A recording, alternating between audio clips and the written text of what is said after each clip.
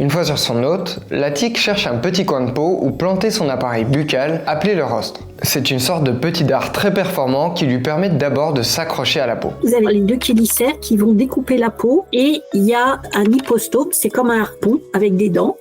Et donc ça va rentrer dans la peau profondément jusque dans le derme. Alors je trouve ça un peu dégueu, mais pour vous donner une idée, si vous n'avez jamais été piqué, une tique fixée à la peau, ça ressemble à ça. C'est justement pour éviter que cette sorte de harpon reste sous la peau qu'il est déconseillé de retirer une tique en l'arrachant brutalement. Les professionnels de santé recommandent plutôt de glisser un tire-tique sous l'animal et de tourner doucement jusqu'à ce qu'elle se décroche avant de désinfecter la zone.